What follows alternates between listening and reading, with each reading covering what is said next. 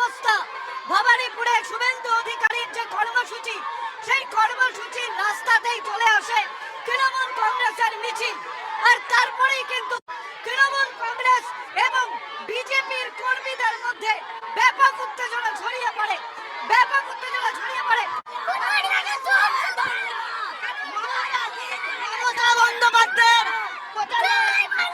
ভবানীপুরে ৭০ নম্বর ওয়ার্ডে মমতা বন্দ্যোপাধ্যায় উত্তেজিত বক্তব্য দেওয়ার পর ওনার দলের সমর্থকরা শুভেন্দুর সভায় গিয়ে হামলা করে। সেখানে জয় বাংলা স্লোগান দিতে থাকে। তার ফলে প্রচুর উত্তেজনা সৃষ্টি হয়। কোনো রকমে পুলিশ বাহিনী বা কেন্দ্র বাহিনী এই উত্তেজনা সামাল দেয়। কেন করবে এটা? ইলেকশনের কতগুলো রুলস আছে, তাহলে ওরাও যেদিন মিটিং করবে তোমরা পাল্টা লাগিয়ে দেবে, তখন পুলিশ খুলতে আসলে মেয়েদের ধরে এফআইআর করবে। গতকাল রাত্রে ভবানীপুরে ৭০ নম্বর ওয়ার্ডে মমতা বন্দ্যোপাধ্যায় সভা করতে যান। উনি সভা করতে গিয়ে কিছুক্ষণ পর দূর থেকে বিজেপির সভা থেকে মাইকে শব্দ ভেসে আসতে শোনেন। তাতেই উনি বিগড়ে যান। ৭০ নম্বর ওয়ার্ডে একই দিনে ৫০০ মিটার দূরে শুভেন্দু অধিকারী এবং মমতা বন্দ্যোপাধ্যায়ের সভা ছিল। ওই সভায় উনি যে উস্কানিমূলক বক্তব্য রেখেছেন তাতে ওনার প্রার্থী পদ বাতিল হতে পারে। উনি বলেছেন, বিজেপির মাইকের শব্দ আমাদের এখানে সভায় আসছে, এরপর যেদিন বিজেপির সভা হবে সেদিন তোমরাও বিজেপির সভার কাছে মাইক লাগিয়ে দেবে। তারপর যখন পুলিশ ধরতে আসবে তখন মহিলাকে দিয়ে এফআইআর করাবে।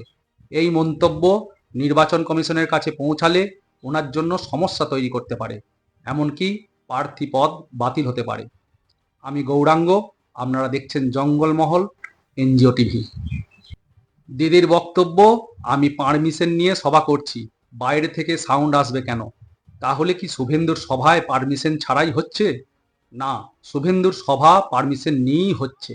৫০০ মিটার দূরে সভা হলে মাইকের শব্দ একটু আসতেই পারে, তার জন্য ওনার সভা বন্ধ হয়ে যাওয়ার কোনো সম্ভাবনা নেই।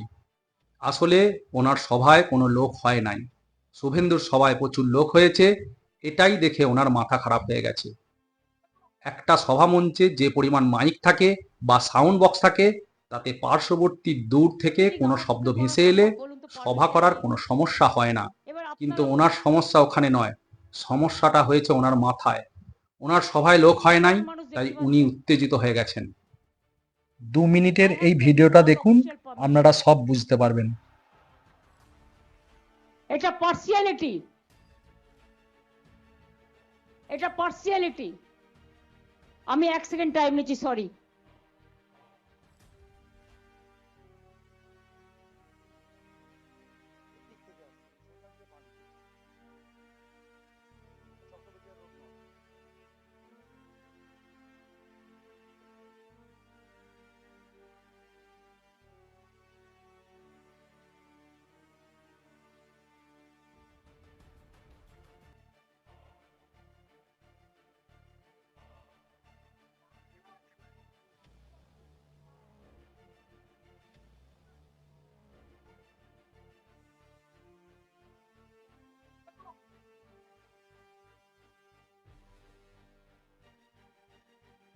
এটা মিটিং আমার পক্ষে করা সম্ভব? বলুন তো, পারমিশন নিয়ে।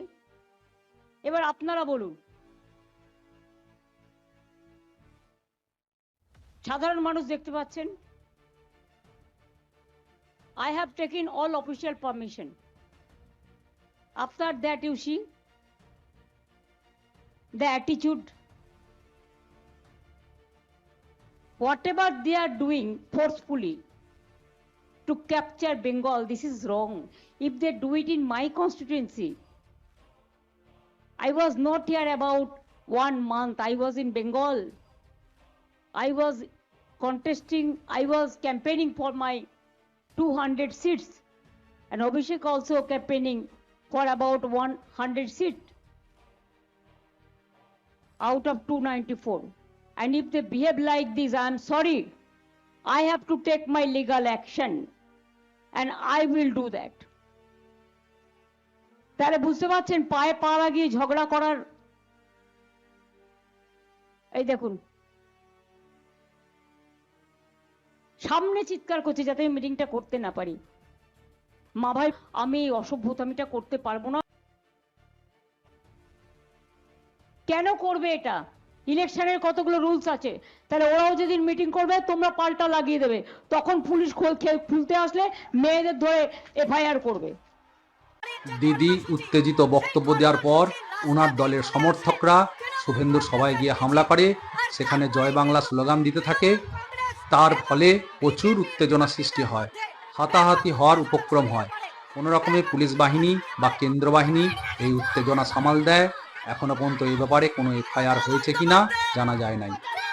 মমতা ব্যানার্জি ভবানীপুরে হারের ভয়ে উনি এত উত্তেজিত হয়ে পড়েন যে কোনো সময় অনর্থক ঘটনা ঘটে যেতে পারে।